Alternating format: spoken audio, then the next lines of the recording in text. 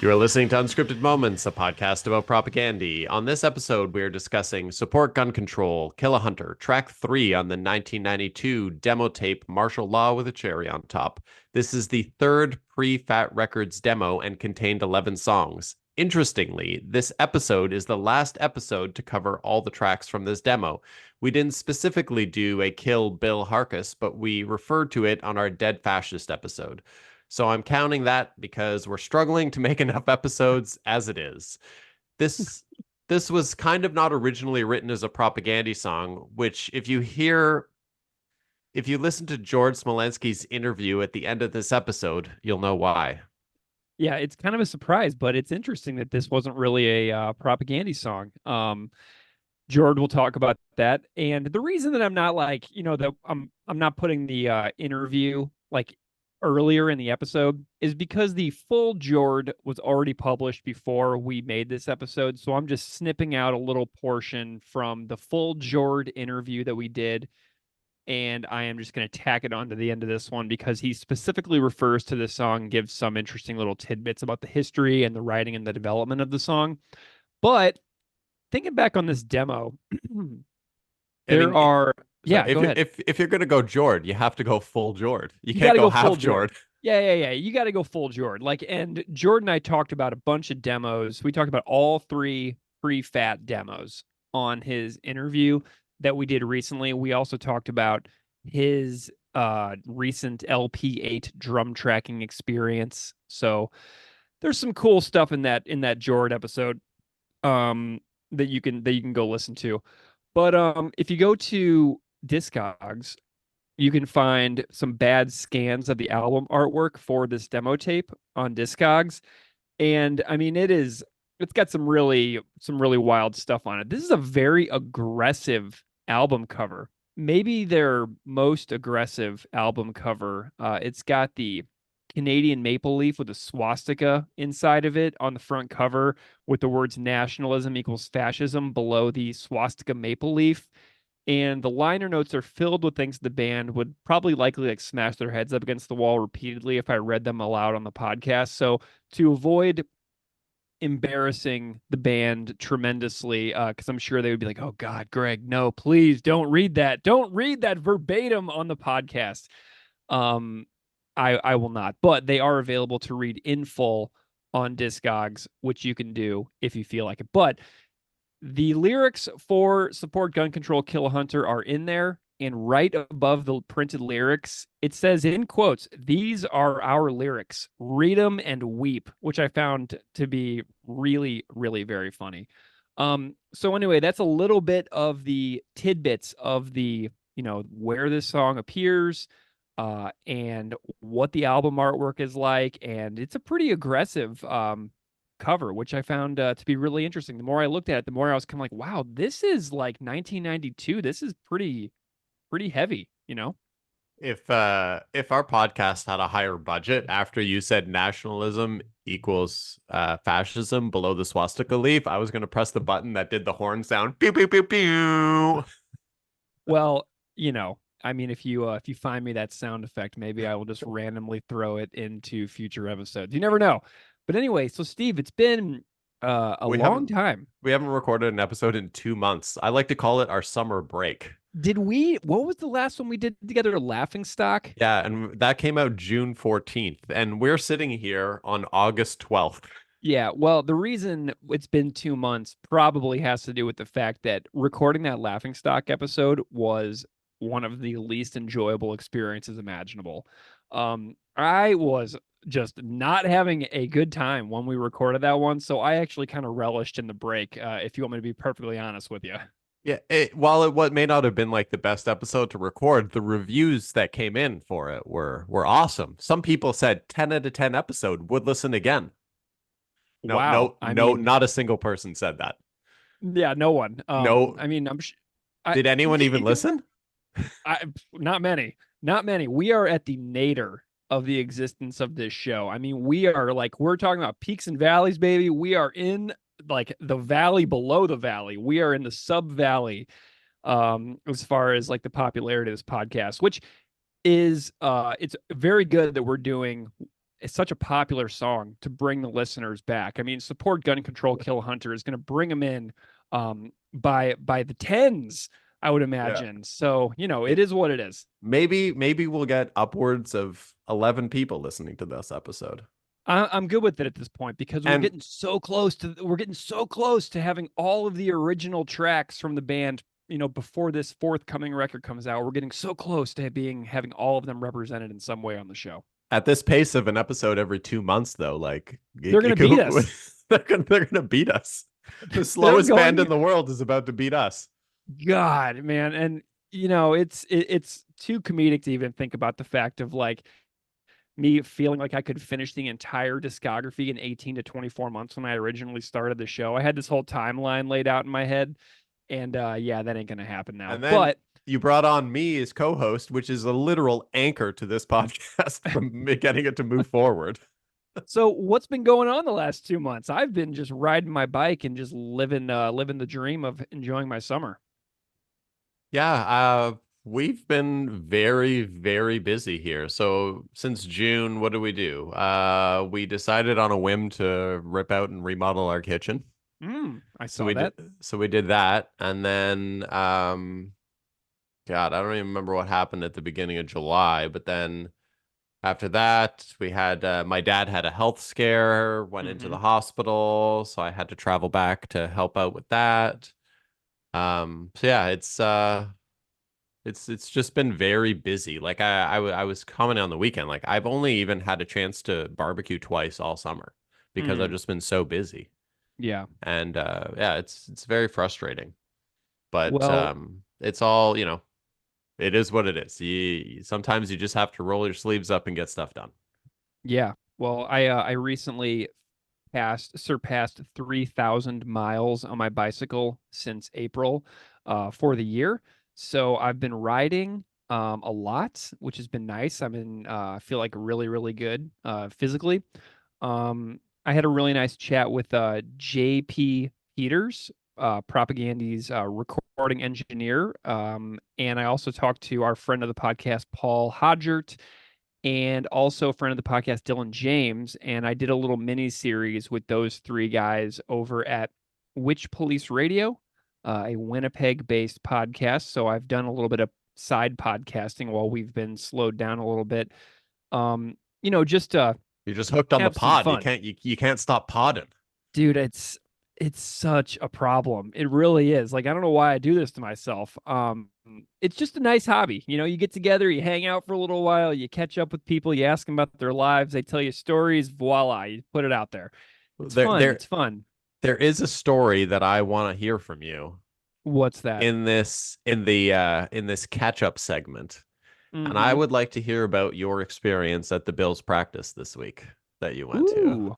Okay, well, That's what I'm interested in. the hat that I'm wearing right here is a hat that I purchased at the Bills practice. So the Buffalo Bills, my beloved NFL team, and yours, Steve. You are also a fan. We have to out ourselves here Yep. For the hardcore Miami Dolphins fans that are listening.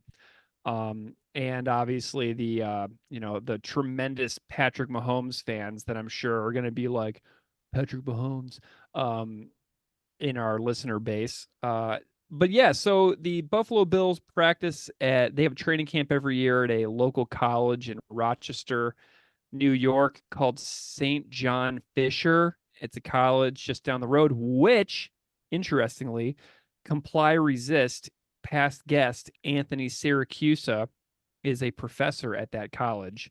Hmm. So that's a little, connection to the podcast. But so we went out there. We saw Buffalo Bills practice. They did drills for a couple of hours. They did a few. They did a few drives where the offense played the defense. Got to see some Keon Coleman action. He's their highest draft pick for this coming year, for this recent draft. And then got to see some Josh Allen out there. Got to see the guys, Greg Rousseau, he's a mountain of a man. And got to see him kind of up close. Got a bunch of signatures. I was wearing a Matt Milano jersey. He is my favorite player, and he's a linebacker. For What a any of beauty. those people who don't know, Absolute beauty. His biceps are impressive, He very is impressive. he is just a specimen of a person. He is. And if anybody needs to see what Matt Milano's like in action, you need to go and you need to Google Matt Milano tackles Mike White. Mike White used to be a backup quarterback for the New York Jets. I believe he's now a backup quarterback for the Miami Dolphins. But Mike White was playing quarterback for the Jets 2 seasons ago, and Matt Milano hit him so hard that Mike White looked like he was folded in half. Like his legs were sticking straight out and his upper body was sticking straight out, and he was completely sideways, and Matt Milano was just going through the middle of him. And that was the moment where Matt Milano, I was like, oh God, yeah. Like that Uh, is perfectly violent and uh, he's amazing. awesome. I was Yeah. heartbroken when he was injured last year. Yeah, he broke Heartbroken. his leg in London on that stupid international field in What London. a waste. I hate that. And we lost a home game for them to go all the way to England to play Jacksonville, who had been in England for 2 weeks in a row. So it was basically like their home games because they were totally acclimated. And then we were losing players left and right to injury. It was completely a bungled experience. And we lost Matt Milano to a broken leg that game. But So anyway, I have two Milano out there I, on the field. I have two follow-up questions about the Bills practice for you. Well, yeah. Number one, what was the general body language like on the players? Is it I did mean, you feel like there was an optimistic body language? Was it yeah, they seemed kind of an fine. unknown season? Yeah, it's going to be a really, really weird season. The only wide receiver that Josh Allen has ever thrown a pass to in competition in an actual game is Khalil Shakir. They have a brand new wide receiver like roster pretty much across the board, except for one guy. And there's been a lot of changeover as far as the players go. We've no longer had the center we've had the No last more several Mitch seasons. Morse. No more Mitch Dude, Morse. Mitch Morse is a Missouri guy too, so he was like the center at this a place where I went to university. Um, and so now we moved the guard over to center, and the whole thing is just like a complete unknown at this point. And then they came out against the Chicago Bears in a preseason game over the weekend, and they got absolutely walloped. And I was like, all To right, the Chicago Bears, who are terrible. they are, but they've got that fancy schmancy number one draft pick now, Caleb Williams out of USC. And so, anyway, it was a really fun time. Matt Milano signed my Matt Milano jersey, which means that I can never wear that jersey out of the house again because I will definitely get some kind You of got to dip frame it. Get in a down the frame. front of it. Yeah, how do you frame a shirt? Like, They I have don't special understand jersey this. frames. Who has them? Who has special jersey frames? Do you have Michaels there? Yeah, I guess isn't Yeah, that there's is a it the Mike. craft There's a store? Michaels near. There's a Mike. There's a Michaels right behind the Trader Joe's on Niagara Falls Boulevard. Oh yeah. Okay, hold on a second. I gotta wait for you to catch up. You're lagging a bit. Um, yeah, I You're guess I'm. lagging. I'm gonna Yeah, pause your video for a second. we're back. So it's right behind the Trader Joe's on Niagara Falls Boulevard. Oh, okay, cool. Yeah, I'll pop over there. Because anyway, I got this signed jersey now of my favorite player, and it's like just sitting in a drawer, and I'm like, wow, God. So I got a new jersey. I got a jersey from the second year tight end Dalton Kincaid. Good So I got a choice. brand new Bills jersey, and I bought it at the training camp. What's the And I prices like at training camp? Are they still outrageous for a It's jersey the or same. It's the same everywhere. It's standardized. still like It's like $140 okay? for It's like an adult jersey. Yeah. so yeah. I buy the children's jerseys because they fit me, and it was $79 for my Josh Allen Yeah, jersey. that doesn't make any sense to me. That's incredible because you're like 6 feet tall. I don't get how that would even fit you. I'm on the slimmer side of things. Yeah, but It's why I don't. seriously. It's why I can't work out. If I work out, my clothes don't fit. God, that is amazing. Well, you just can't Um, work out your upper body. You can work out on no, that spin bike. nothing but leg days here. So follow up question. Yeah. You shook Josh Allen's hand. I high fived High Josh five. Allen. Okay. So Yeah. I need you just to describe to me in detail Josh Allen's hand feel. Oh, yeah, I mean it's rugged, man. He's got that football grip, you know what I mean? And it's just it's the kind of grip you get when you grab a lot of balls, basically. Man, what a day that must have been. it was a great day. I got to high five somebody who grabs a lot of balls, and he and I were like eye to eye though too. He's only like maybe an inch taller than me, so it's kind of Wow. like, hey, how's it going? So He's he's just a such a big dude too. Like he is just I feel like in person, he would just like make me feel like a child. oh, he would, but he's got 50 pounds on me for sure. I mean, I think he's got about 50, probably maybe even a little more. Heck, I haven't looked it up, but I also got Terrell Bernard, his autograph. Who else did I get? I got Andy Isabella from the wide receiver core. I got his autograph. But yeah, so it was neat, man. Was I was there had any some nice Tyler times. Bass sightings? Oh, tons. Tyler Bass was standing in front of me for basically the entire practice. He's my man. Yeah, he was right there. He didn't do any autographs. I think Tyler Bass is having kind of a sensitive time because his reputation in Buffalo right now. Everybody likes him, but I think he gets the impression he's on shaky ground because Oh of his no. performances from last season. Oh So I think I that Tyler he gave off a nervous energy, oh like in no. practice. He was kind of like staying away from the people a little bit. I wonder if I But buy a number 2 jersey, will that fix it? I Will mean, that yeah, fix things? Because I wanted one. I I just think you should get one. I mean, it's basically it says base too, so it's like you yeah. got a base in your room right there. So it could be like, hey, if Tyler Bass ever his reputation in Buffalo ever like plummets, you can just be like, it says base because I'm a bass player. It's not bass, it's bass. Yeah. Man, I mean, I regret. Well, I told you this story before, but when I was at a flea market with my dad a while ago, they had a Bills jersey for $20, and on the back the name said dump truck, and I regret not buying it.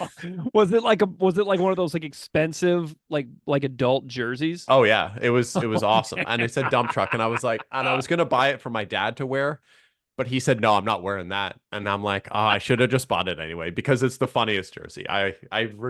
Every day I regret not buying it for $20. Dude, yeah, that is a heck of a purchase. Whenever I was in Kensington Market in Toronto a while back, you know how they have all those like used shirt stores and stuff Yeah, like that. I went through all of those shops. My girlfriend and her friend were doing an escape room, and I'm just walking around Kensington Market like by myself, waiting for them to finish up. And I went through every single rack trying to find like old Bills stuff, and you can't find anything about that team up here in this region. Like it does not last. Like if it's no. like in some kind of used store, I mean that stuff gets like bought immediately. But so I'm always on the lookout for stuff like that. This year I think I want to get the Zubaz overalls. Oh yeah, you should. It's fun. It's a fun thing, but I am like keeping my eye out to see if I can concoct getting you to some kind of game this year. So maybe no, you never know, man. Never give up hope. As they say in Western New York, Bill leave, even though I have a hard time with that sometimes. Now I'm just having a lot more fun with it. Like 2 years ago, I was so bent out of shape about that team. They used to drive me crazy because everybody's like, oh, they're going to the Super Bowl.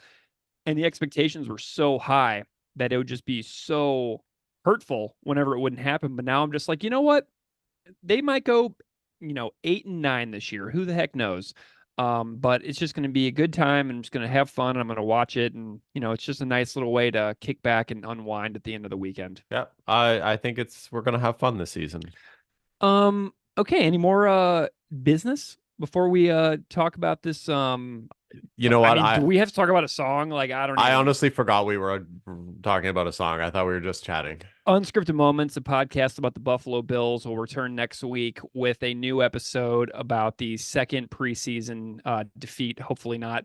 But thank you so much for listening. Should we talk about music? What Yeah. do we do here? What song is this again? Gun control. Gun control. Gun Got it. control. Okay, Okay. support. Oh my gosh. Okay. Well, anyway, we have a cover of this song. Do you want to hear it? Yeah. Okay. Let's hear the song. This is by my pal Andy Treister, and then I'm going to tell you about it after the song because I feel like playing it now. I don't feel like talking about it yet. So we're going to play the song first, and then we're going to talk about it. All right, here's Andy Treister with his performance of Support Gun Control, Kill a Hunter.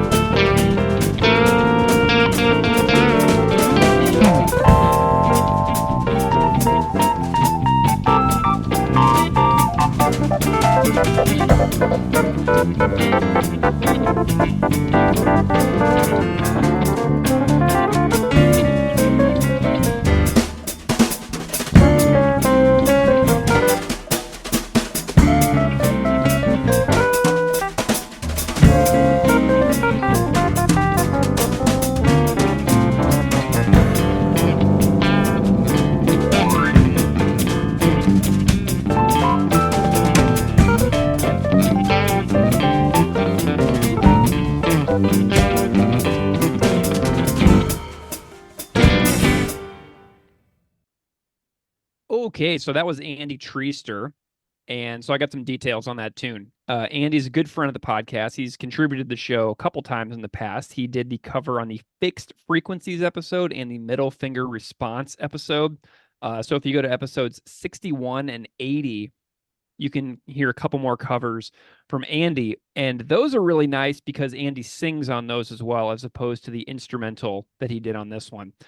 Andy submitted a long comment that I would like to read for the description of his cover, because he included so many cool details and observations about this song that honestly, these comments could just stand alone as the episode commentary. I might not say a whole heck of a lot more about this song because Andy just really does a great job for me. Can you do it as an impression of Andy? I can't. No. Darn. Bummer. Andy is I don't know. I don't really know if I could do very well because maybe he and I are kind of alike in our delivery style. You'd have to go listen to the episode 61 Middle Finger Response episode because I interviewed Andy on that episode. Did I interview him on Fixed Frequencies also? I can't remember. I can't remember anything. My brain is shot on this podcast. What about Gilbert Gottfried? Can you read it doing an impression of Gilbert Gottfried? There are a few reasons that I had a lot of fun doing. Anyway, Andy says, there are a few reasons that I had a lot of fun doing this cover. I came across this song early in my Propaganda fandom in the days of Napster, and I always thought it was a bummer that this song and Die for the Flag never made it on How to Clean Everything. I love that it's all built around riffs rather than the 4-chord progressions that were so popular among the skate punk tunes coming out of that era.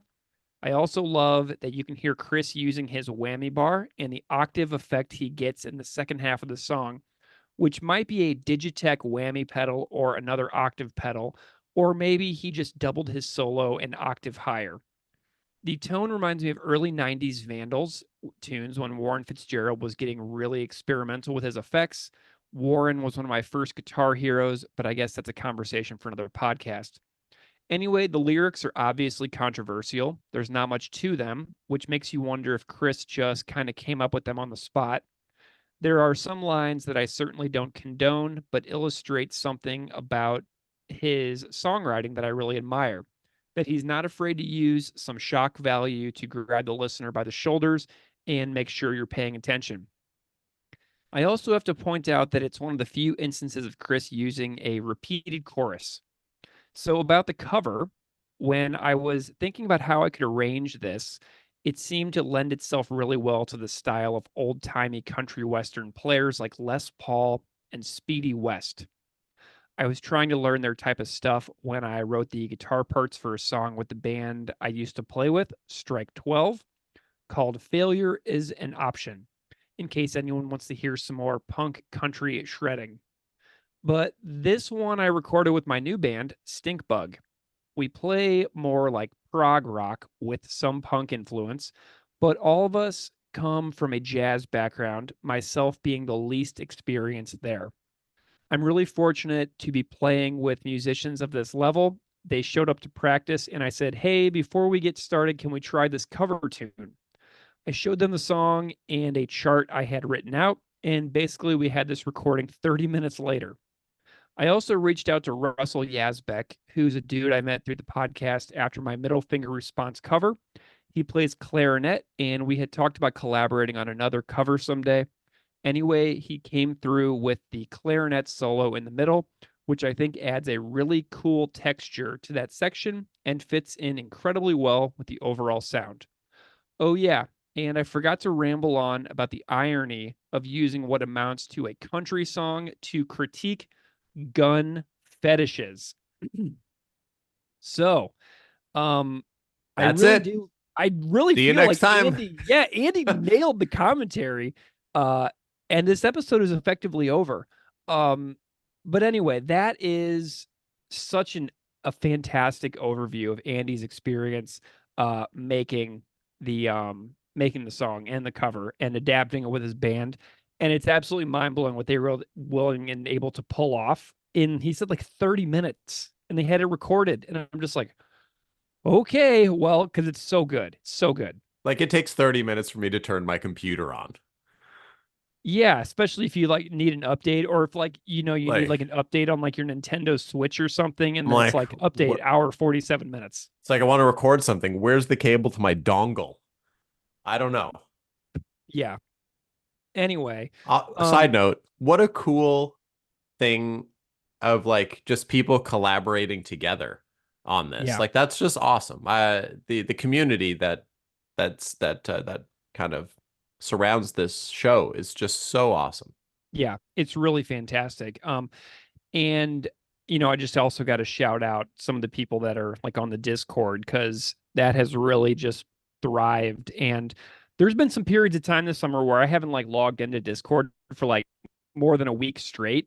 And then I just like come back and it's just like still going. And I'm just like, how is this happening right now? It's just a really cool thing to think about the fact that, one of my main obsessions with this podcast early on was getting as many listeners as possible. But now it's like, who are like the friends that like are around, and what do I have now that I didn't have at the start of the show, and why it doesn't matter how many people listen to it, because there's just such a cool little community involved that do neat stuff, like get like get somebody to do a clarinet solo over um your country shredding cover of with your jazz band of Support Gun Control, Kill a Hunter, a song from like 1991.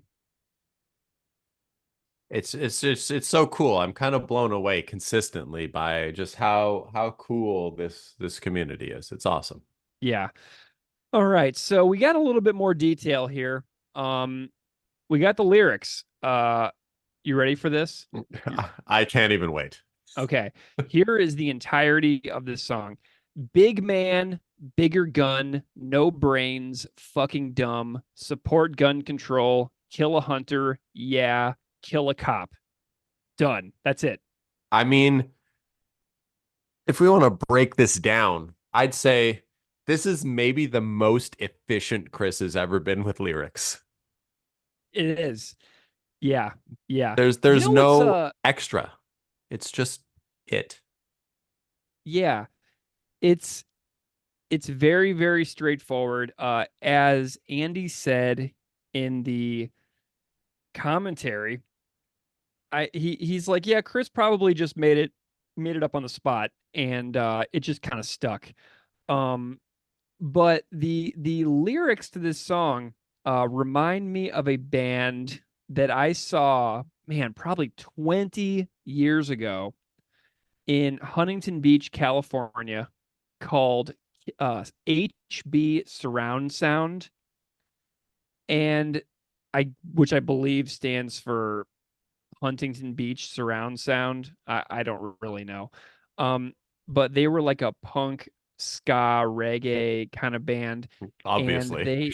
they had a song called Big Truck, and the lyrics are basically like, big truck, I got a big truck, I got a big truck. I'm gonna have And to download. I'm gonna have to go look that up. That's amazing.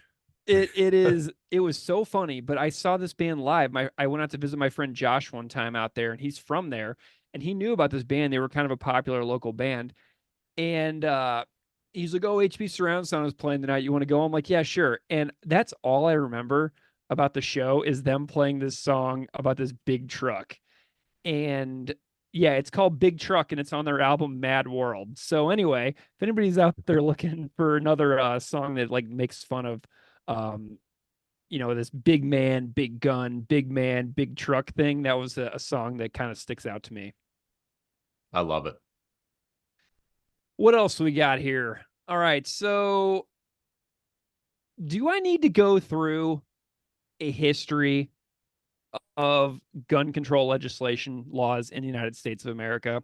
I mean, spoiler alert, still not working. Yeah, I mean, Like, wasn't there shooting like the other day? probably. I mean, in the United States, as a high school teacher, there got to be a point in my career where I would go to work every day and like almost be surprised that I was leaving at the end of the day without a school shooting. I know that sounds extreme and hyperbolic, but it's like I remember my students saying to me after the Marjorie Stoneman Douglas shooting in Florida, several of my seniors said to me, they're like, I'm surprised it hasn't happened here. And I'm just like, yeah, I am too. And that was such a weird moment. Um, and that is a moment that stands out to me in my memory as like the moment where like I completely gave up, like all hope that anything could ever be like better or improved. Um, and it's just one of those things now that whenever I look at it nationally, I just see disillusion and disengagement, um, and a lack of cohesive effort in even being remotely interested in trying to curtail that plague upon this country. Um, yeah. So, It's one of those things. It's like, yeah, we can go and read the history of gun control laws in America till, for the next 45 minutes. mhm. But at the end of the day, we're going to still be back here in square one, where gun control is still going to be a heavily debated thing for this upcoming election, and it's going to be for the end of time. Yeah, yeah. And I mean, there's an article on Time, the magazine, Time, their website. It's called "Here's a Timeline of the Major Gun Control Laws in America," and the author is Sarah Gray. So if you want to learn a timeline from 1791 until let's see, 2008 is the last thing. yeah, 2008, that is something that you can go and find, and it'll take you like 5 minutes to read it. I basically copied and pasted the entire article into my document here, but I just like I cannot for the life of me go through this because it's just so ridiculous that this is such a massive problem here in this country and pretty much only here. This is a problem that doesn't really seem to exist in most other places. And so everybody knows this is a problem. The support gun control, kill a hunter lyrics are obviously not condoning murder of actual hunters, which people on YouTube comments seem to think is actually what the band is saying because, yeah, we're idiotic, pretty much. Um, but anyway, it's an issue that he has very clearly documented timelines that you can go through and read for yourself. But Wait a minute. So I just just kind of don't feel like it. question. So do people on YouTube have more of an issue with the killing the hunters thing than the kill a cop thing? Yes. Well, okay. I have a direct quote from somebody on YouTube that I copied and pasted here. And I know that I shouldn't even give this attention by reading it in full, but I had a moment with this comment, right? So the person says, the intellectual inconsistencies of these guys is astonishing. And I really like some of what they have to say.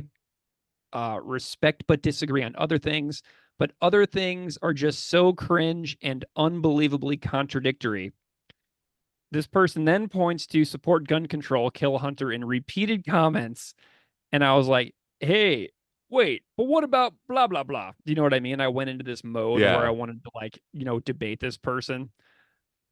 And it was just lost on him that they were teenagers basically when they wrote a lot of this stuff. And then I clicked on this guy's profile and I saw that he's like uploading Alex Gray or Alex Gray, not Alex Gray, Alex Jones videos to his channel. And then my eyes just immediately glazed over in boredom. I'm like, I was getting sucked into caring what this person thought who is uploading videos of the Sandy Hook truther who has been found liable and guilty on many things related to Sandy Hook Elementary's devastating school shooting, and who called it a hoax for years, at the emotional devastation of the families of those students who were murdered in that school.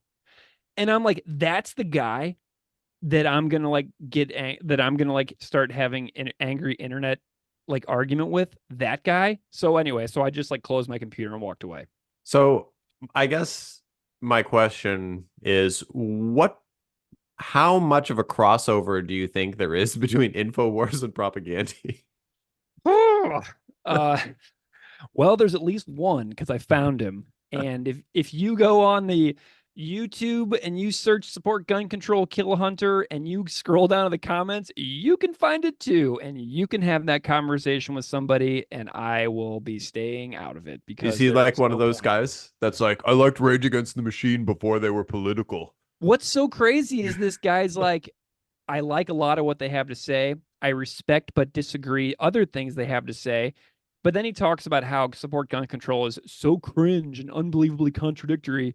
And then he's uploading videos of the guy who called the Sandy Hook Elementary School shooting a hoax for years publicly. Like, I'm just like, the cognitive dissonance of that person's posts and comments is really just quite astonishing to behold. And, I just kind of walked away from there. But anyway, those comments exist about this song, and I'm sure that the band was probably just like Andy said in his comment, they probably just made it up on the fly, you know? I mean, it's hilarious, but the fact that you were going to have a debate with this guy is even more hilarious I know. because I know. I almost replied. And then I was like, wait a minute, maybe I should spend 2 seconds and click on this guy's profile picture. And then I did, boom, Alex Jones. I was like, okay, see you later. I'm I good. mean, no one likes a good internet discussion more than me, Yeah. but I've retired from it. Yeah, it's exhausting. So what did you think of the song? Do you like the song? Do you like the music? The music's interesting. Andy nailed it when he said it sounded like the Vandals. I'm like, this is like, When in Rome, that Vandals album. You know what I mean? This is like 80s Vandals. I I actually like it. So my take on it is that I love the rawness of it, and I think Propaganda really shines in their unpolished raw recordings Hmm. because I feel like the emotion and the anger comes through a lot better. Yeah. Yeah. Maybe that's considered a hot take. I don't know. But Yeah. so I do like the rawness of it. Like the stuff that's on Quantity is Job One is so raw that you can Hmm. really hear a lot of that anger in the performances. But this one here specifically sounds very angry. And midway through the song, the guitar lead, it literally sounds like the intro to an 80s game show. Mm. Hmm. I can see that. Um, but yeah, and somehow Jord makes the drums sound great on this more or less terrible recording. Yeah, the drums do sound great. And I am really glad that we are like gonna have Jord talk about this song specifically at the end of the episode. Like I said earlier, I'm not spoiling what Jord has to say. If you want to hear what Jord has to say about the demos, you need to listen to the end of this episode, or you just need to go back and listen to Jord's full 55-minute episode that we did earlier in August of 2024. Um, but yeah, I dig this song. I think the music's cool. It reminds me a lot of um, stuff like I said, like on Peace Through Vandalism by the Vandals. It reminds me of there's a modern punk band right now, the UK, called Crazy Arm, that has a lot of Americana influence, but they're like a great punk band. And so yeah, it kind of reminds me of some stuff that I actually like. Um, and this is the only Propaganda song that sounds this. This is kind of a one of a kind as far as their catalog goes, which is kind of cool to hear, you know? Yeah, I think, at the end of the day, I find myself gravitating more towards like the realism of these demos rather than the production of the other stuff. I don't know. Do you Maybe think a song Do you think this song should have been considered for How to Clean Everything? I mean, we've debated to the end of the earth about how to clean everything We have. and what songs should be on how to clean everything, what songs should have been on how to clean everything. Mm-hmm. And, I think had this song been on how to clean everything, I think potentially it would have had a slightly different response from Fat. Mm-hmm. Yeah. Um, it's really interesting to think about the support gun control kill hunter because that's almost like such a naive way to look at the issue of gun control now, if you know what I'm saying. Like, if you think about where the real problem lies with guns in the United States, um, it lies with the fetishization of the Second Amendment and the obsession with accumulating, uh, 100 plus firearms within one house. And you can go on like Instagram and find family photos of people with their kids, like with their entire arsenal of weapons, like laid out in a Oh, design on their like living room the floor. like the Bobert family. Yeah, so it's so fun to think about 1991 or whenever when this song was made, and then think about where the country has gone since then.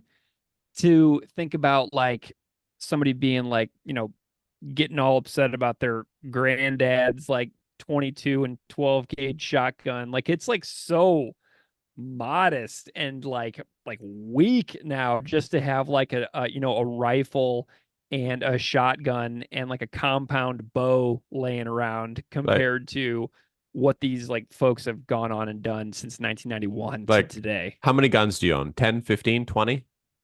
Yeah, exactly. I got 47 and counting. I got a couple more that I'm waiting for. It's just so funny how like support gun control kill a hunter is like so like it's just like naive to think about like people who like go out and like hunt a deer once a year, how like they're the problem and like what it's actually gone on to become. It's pretty crazy to me. Um, do you remember a television program called The State Yeah, I do. Yeah. with like Michael Ian Black and Michael Yeah, yeah. Showalter, those guys? Yeah. So they had a series of shorts later on in their career called Stella. Oh, Did I you ever remember see, Stella. do you remember the Stella hunting episode? No. Okay, I'm gonna need you to go and watch that Stella hunting episode, and I'm throwing you for a full loop here.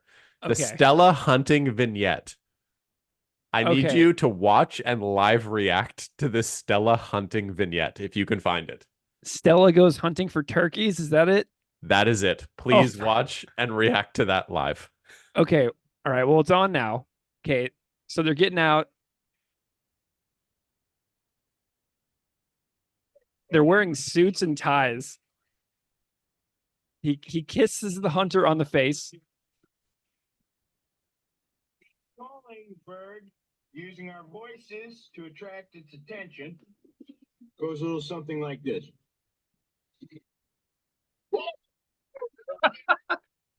You try it. Go, go, go, go, go. No, I'll go low, you go high. They're trying to harmonize. Go. I love it how Michael Showalter's like holding his ear to try to like get the tone thing like singers do. Yeah.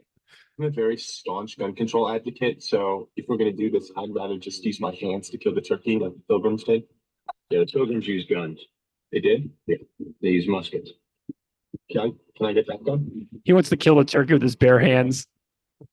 Go to Mr. Joker.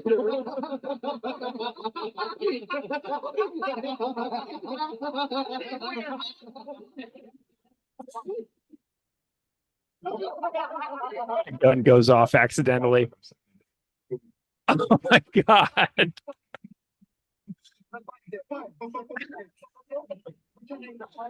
They're filleting the end of the shotgun at this point.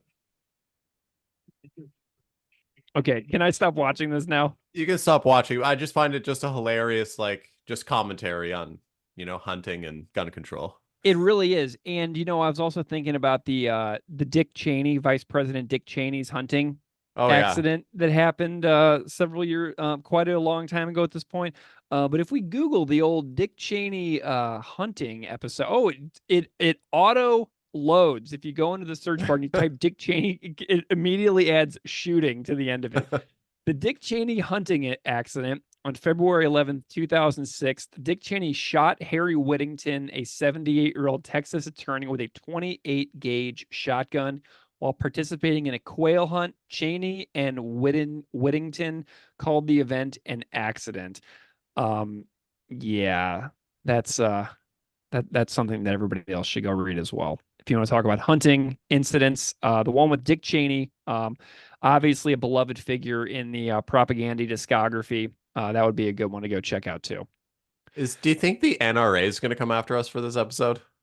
I mean, that's fine. Like, bring it. Like, what? Come on. Yeah, I'm good with it. I'm good with it. Is Heston still alive or is he dead? Man, I don't know. That's actually a good question as well. Let's look him up. Charlton Heston. He died. Oh my God, he died forever ago. Really? 2008 he died. Wow. All this time. Dude, Man. he's been dead for so many years, Steve. I had no idea that Ben-Hur's been dead for that long. We are wow. Like, age comes for us all. My memory about Charlton Heston's death, you'd think I would have internalized that date and have celebrated every year on April 5th since 2008 when he died in Beverly Hills, California. Wow. At the ripe old age of 84. Ugh, wow. He didn't even get to see Obama elected into office. How about that? He missed out. Coward. Yeah, no kidding. He's like, I'm gonna peace out now before I see this. Okay, so anyway, we got let me see if I got anything else here. A few more YouTube comments about this song. This is the most deranged episode we've ever made, by the way. I'm here. That's what happens when we take 2 months off. It is, yeah. So on YouTube, it says, I absolutely can't remember how some 90s German province punk rock kid, got this marvelous recording back then in the age of tape trading, but I had and loved and still do this recording. Next one. I've been a fan of propaganda since How to Clean, and I didn't know this existed. Next one. Someone actually killed Bill Harkis, which is true. He did get murdered. Next one. In some ways, this is better than How to Clean Everything, which was written by friend of the podcast, Jamie Fougere, by the way, on YouTube 2 years ago. Another one is, it's like the American Dead Kennedys. And then another one says, the cover art is a touch edgier than their following release. And I was like, yeah, it really is. But yeah, interesting song, interesting country twang to it. Does remind me a ton of the Vandals. And I'm pretty sure that yeah, what a fun time I've had talking to you about this song, Steve, and the Buffalo Bills. Obviously, gun control and the Buffalo Bills, really super aligned content there. I have some breaking news that I just got texted. No way. Yes. It says it's from Zoe, who's currently in Toronto. And it says, the guy sitting at the table across from me is Greg in another life. I've asked her for details immediately. She needs to do a sneaky pick on the sly. Tell her to get a sneaky pick and then send it to us so that I can see my doppelganger sitting by her in Toronto right now. I've asked her for details and if she can reply, then I will follow up live while we're recording. But I don't think I missed it. She sent me this message 20 minutes ago, so she's still. She's probably moved on. She's probably moved on, but here we are. Anyways. All right, so Steve, do you have a rating or a major takeaway about this particular song? My rating, I'm going to rate this a 2.9. Ooh, I like the specifics. 2.9 what? Is it above or below a 2.95? No, it's below a 2.95. It's 2.9 guns out of 5 guns. Okay. Okay. I'm going to go with 2 guns out of 5, 2 gun control failed legislations out of 5.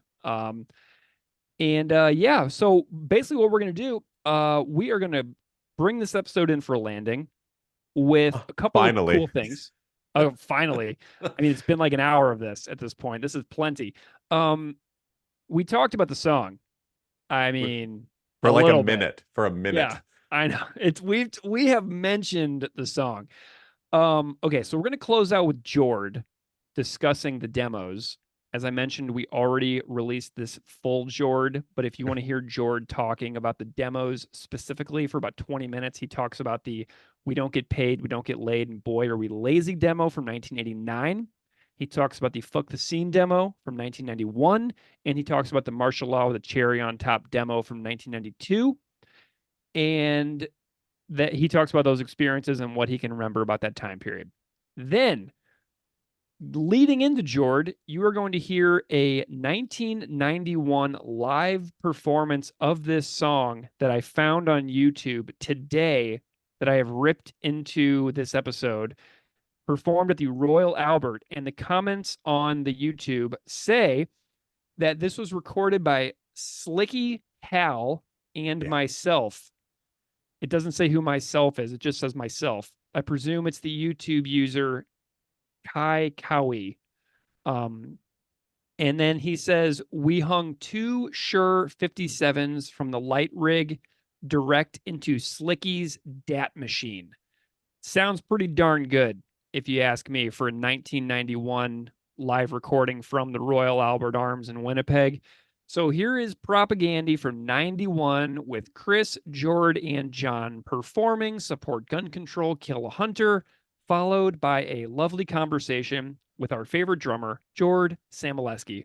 Thank you so much for listening. We will see you someday with another deranged and ranting, series of comments. Go Steve, Bills. Great to see you as always. Go Bills, and we'll see you next time. Thank you, everybody. Bye. Bye. Hey, it's Johnny Sizzle, everybody. Johnny Sizzle. Anyway, Jord, did you have a story to tell about some hunting expedition you saw? Oh yeah, a bunch of hunters in Portage totally slaughtered a bunch of deers. Male deers, female deers, and little kitty deers for no senseless reason at all, and it fucking makes me pretty sick. So that's me and my soapbox for tonight. I'll get off it now. Thanks. I won't. This song is called Support Gun Control, Kill a Hunter.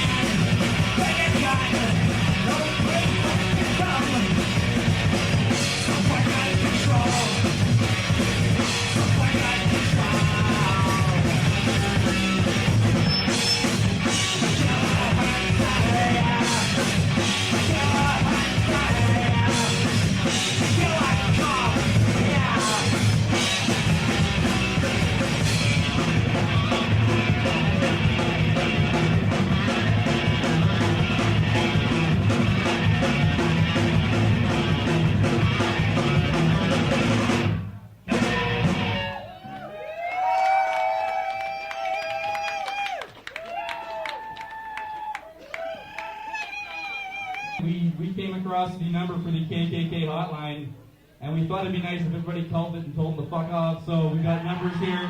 If you guys want to call it, it'll be right up here. If anybody wants a number afterwards, come up and we'll give it to you. Call Bill Harkis. He'll tell him to fuck off. This song is about racism. It's called White, Proud, and Stupid. Faster!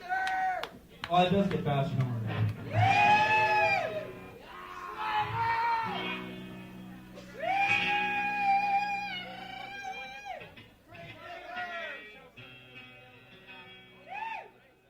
From 2021 to the present day.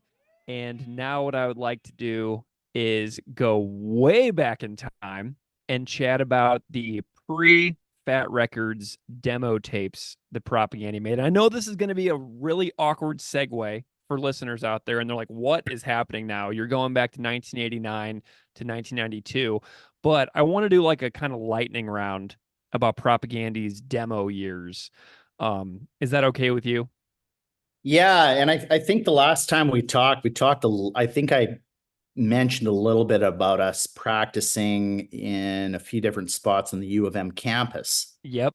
Or Yeah. So I know that you've the done a little UM. bit of, I know you did a little bit of revisiting the U of M campus recently. What have you been up to? And then I'll throw some questions at you about the 89, 91, and 92 demos.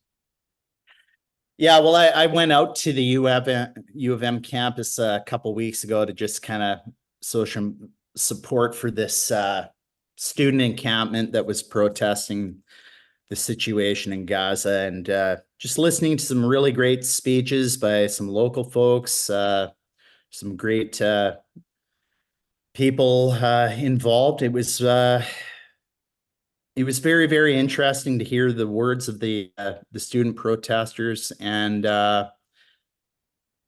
it's just like, I feel like the U of M is kind of this pretty conservative campus. I went there between 1998 and 1993. I studied there for 5 years, and I think back then it was kind of like there was student activism going on, and on a conservative campus, yet there was no radio station at the U of M at that time. Like UMFM didn't exist, and I remember like the struggle to get that station going. There were votes every year for the student council. There'd be kind of this referendum vote for like adding I think it was like a $5 or a $10 levy to the student fees. I just couldn't believe it. Like, okay, that's nothing. Like, let's sign. And I think it got voted down once or twice while I was a student there. And it's funny because one of the no voice people is like this pro-business guy, kind of like this less fees, the better, low taxes kind of conservative framework. He ended up becoming a member of parliament for the Conservative Party for many, many years. He's a very successful politician, but anyway, finally it got ratified, and when the station got going, it was like, holy shit! Like, when I went to school, there was no campus radio in Winnipeg. I'm pretty sure that Winnipeg was maybe the largest urban center in the USA, Canada, countries that didn't have campus radio. Like, it was the biggest city, US or Canada, and now we have two. And I just feel like it's kind of this interesting trip because, you know, the U of M administration threatened legal action and pretty much shut down that encampment a couple days after I was there. It was all kind of, people knew the direction that it was heading to, but it's just interesting, like the administration at a institution of higher learning kind of quashing dissent. And I mean, there was another situation a few months ago where the valedictorian for the U of M School of Medicine delivered this very powerful speech, you know, connecting the dots between medical education and serving humanity with that and what's going on in Gaza. And he issued this very powerful statement as part of his address. And the U of M pulled it from their website, completely pushed it under the rug and everything. So I just want to say, like the administration is doing their part to silence voices on this issue. Now with this radio station, UMFM, you can refer to, like, Democracy Now! Plays on that station. Alternative Radio with David Barsamian. It's this excellent program. They have an archive. There's all kinds of great interviews he has this past year with some incredible people that I respect a ton. Noam Chomsky, Naomi Klein, Ilyan Pepe. I think these are very, very important voices to hear. And you can hear that on local community campus radio. CKAW is another local option for a lot of that programming, and it's so valuable. I feel like independent radio in Winnipeg is needed more than ever, and it's knowing that truth can't be silenced. Like, I mean, the corporate media does a pretty good job of just not reporting on certain things or having their bias, pretty well entrenched, but there are alternate voices out there, and I think they're very important. And I feel, people, if they should feel maybe compelled to, check into some of these voices to counter what they're hearing on mainstream radio. So going way back, like I was learning about like corporate influence in media and ownership bias and those sort of things in some of my classes years ago. And it like just walking around the campus after that protest, I was just kind of like, okay, I'm going to go walk back to my old dorm area and try to take a look at some of the spots that we used to try to practice. Oh my God, it's like just flipping over to that kind of stuff. When I was looking at those years, like we tried to kind of get things going in, I think 86. And it just made me think of all the different jam spaces that we tried to get the ball rolling with in those early years. Like there was a summer afternoon, I think, where it's like, Chris, my parents are away. I have that drum kit. It's set up. Like, I'm done with learning polka covers. Let's fucking get this thing going. Chris was really patient. We really struggled to kind of get the ball rolling back in those days.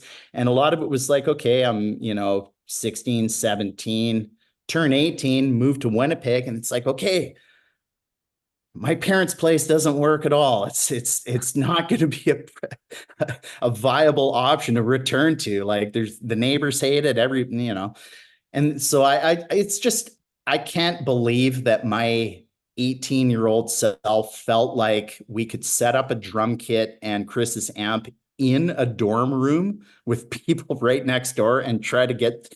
So I think I mentioned last time, like, I think our first jam attempt lasted maybe 5 minutes. Yeah.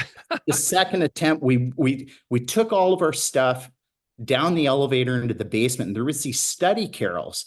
And I thought, okay, there's nobody down there. It's not near exam time. So let's rip off a couple jams down there. Maybe we can get a week's worth of jamming in the study carols. And we went down there, set everything up.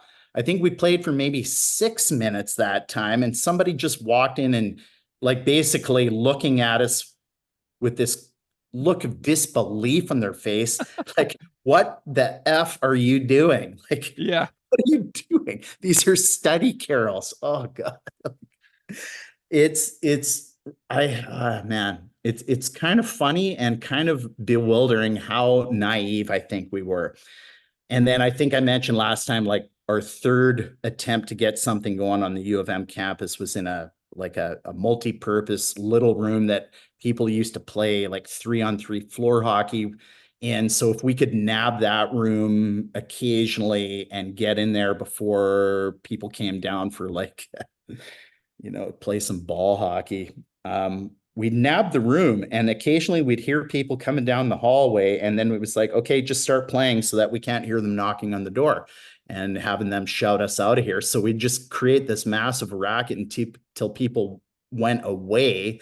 And then it was like, okay, I think we maybe have another 30 minutes to practice. Like just go over whatever we have. And it was pretty ramshackle. I think at one time we were set up on a Saturday thinking, okay, this is by far the safest time where we can get some jam time in down here. And there was some kind of conference going on upstairs, and the racket we were making was disrupting some kind of formal government proceeding that we didn't even know what's going on. we had people from this conference banging on the door, and I just thought, oh, it's somebody wanting to use the room for floor hockey. So we just kept, okay, let's just play nonsense until they leave. And we'd play for 4 or 5 minutes, just, open chords, smashing on crash cymbals and just playing nonsense. And then we'd stop for a second, and then immediately the Loudon got knocker. Like they're just hammering on the doors, and then pretty much it was like, stop. Like, and then we opened the door, like, what are you doing again? Like, oh my God, we just can't fricking win. So it was like, after that, it was like, okay, this is a firm bail. I've completely failed. I thought 1988, 89 was going to be dorm room / jam space. I thought we can have this covered. And so we firmly bailed on that. And then over the next little while, I think we used Chris's folks' basement turned into our go-to place. So is that where you recorded We Don't Get Paid, We Don't Get Laid, Boy Are We Lazy, the first demo? yes. Yeah, we did a lot of the demo stuff out of there, and it was and thankfully we had that space to fall back on, because that was the productive spot. So Chris didn't have to go halfway across the city. But it was tricky for me to get over there because that year, I remember I didn't have access to a car, and the horrible transit system in Winnipeg in the winter is like, I think I had to take, it was only one transfer, but yeah, you wait outside for 22 minutes and minus 25 weather to get your transfer and get out there. It was like quite a lot to get in one jam, but it was stable, and we actually started getting some progress done in Chris's parents' basement. So that was, I think, my one memory about adjusting to that was their family cat at the time, Joe, took a liking to, I guess, putting his mark on my stuff. He knew that you were the one terrorizing his peace of mind. Yeah, and fair enough. Like, I come in invading the soundscape of his environment, and I think he felt like, okay, you're going to be a part of this basement while I'm going to piss on all your gear. So my old Pearl Export kit, I think I even had it just almost smelled after a while like the smell of the urine became kind of a part of the kit. Mm-hmm. Over those many months of having it down there. But yeah, anyway. Where did you guys do 91's Fuck the Scene demo? Where was that one recorded? You know what? That was so long ago. I think it was the same place. And I was trying to figure out all of the different jam spaces that we had after Chris's folks' place. And I think we kept leaving to try different stuff and then going back to Chris's folks' basement. Like let's see, I moved off campus. I moved into a rental house in the Fort Richmond neighborhood near the U of M. And I was, my first foray into renting houses with other students was kind of like, okay, I was with a couple quiet guys.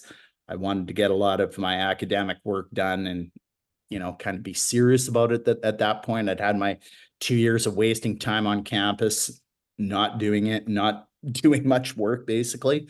And yeah, so we set up a little spot in there. And I remember particularly working on some of the stuff that actually ended up appearing on How to Clean in that house. But when you're a student, like, we were renting for 8-month leases, we'd leave at the start of summer. And then I was moving back to my parents' place in Portage La Prairie to work for those summer months.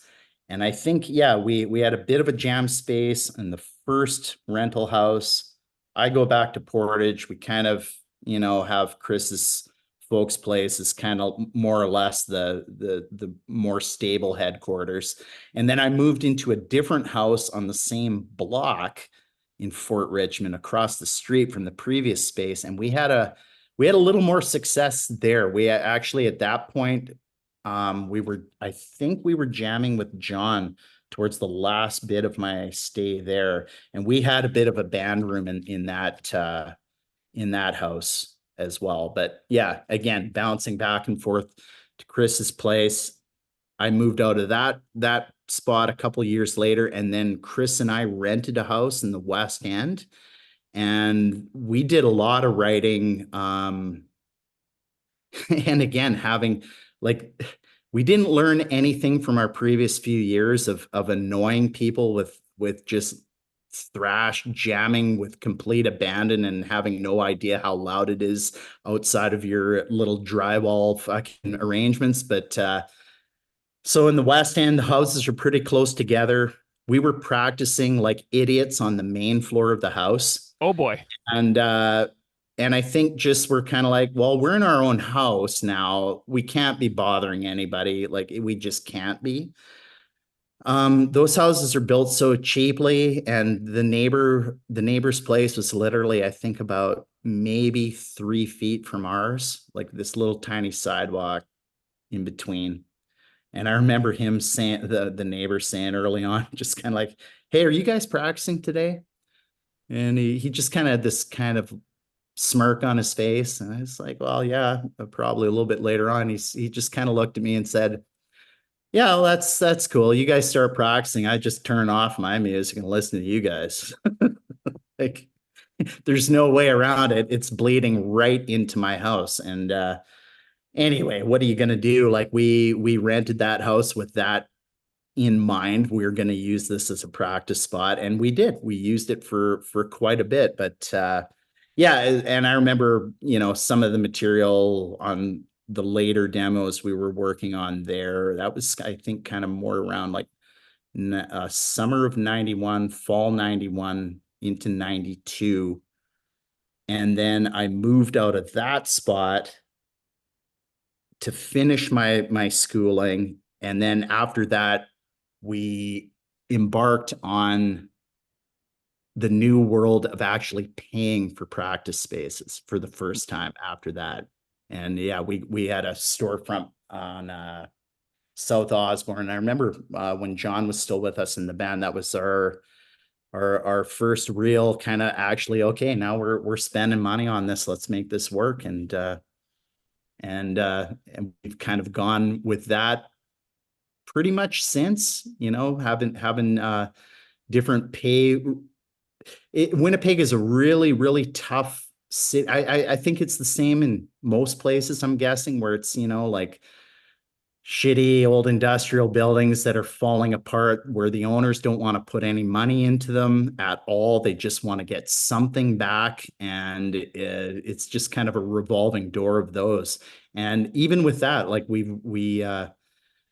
gone in and out of a number of those places over the years and have fallen back on our own, living space. It's like, for a lot of the Empire's stuff, we practice at a basement where I was living with a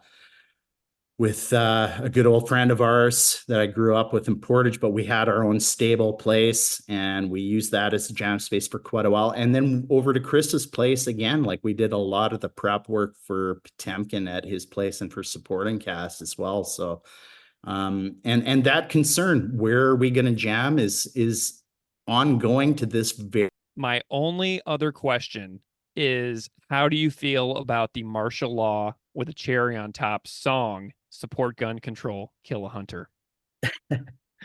Well, that's funny because like that practice space that we had in the West End, that's where I remember, that's the only spot that I remember actually working on that tune. Yeah.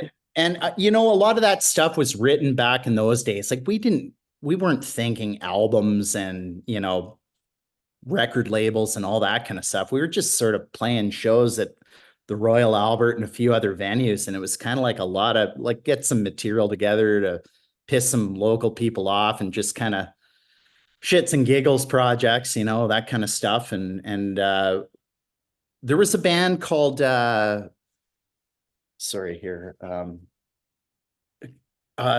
old band that we really liked back in those days, Guilt Parade from Toronto. They had this song, Ode to an Asshole, on their album Coprophobia, that we were big fans of this band. They're sort of obscure, but they kind of tied in a lot of different things that I think we liked about punk music at that moment. And it was almost kind of like, if we're going to be like a band, like what they were sort of like, that's kind of where we're trying to get, was sort of this guilt parade kind of what they were up to. And yeah, so we were farting around with a side project actually at that point, trying to just kind of do like a song, sort of like a country sort of riff, with a shuffle backbeat, and just make a jokey kind of tune, kind of like along this guilt parade sort of thing. But we didn't really write that as propaganda. Like, that was kind of done for a side show that we had with a couple guys from this band, Meat Rack. And we called ourselves Sweet Medusa. And I think we played on, I think it was a draft night at the Albert. I could be wrong about that, but it was just sort of like this one-off kind of thing. And we did that and ended up kind of stealing a song from that and kind of using it for the demo. So yeah, so that's kind of how that one kind of came about. I love it. Well, one other thing I wanted to quickly mention, Greg, was that first demo that we did, We Don't Get Paid, We Don't Get Laid, We're Whatever Lazy, which was a take on this Maximum Rock and Roll cover, or sorry, it was a compilation album that Maximum Rock and Roll put out. And I have that album. Like, I mail ordered that whenever that came out in 89 or something like that. And I pulled it out the other day, and it's just so trippy to see some of the bands on there and just jogging memories. Like, we ended up crossing paths with Lance Hahn, who was one of the guys who got this thing together, and like playing with his band J Church, years later. And one of the other bands on there from Colorado, Dead Silence. Like, I remember the Riot show we had in Denver in 1990.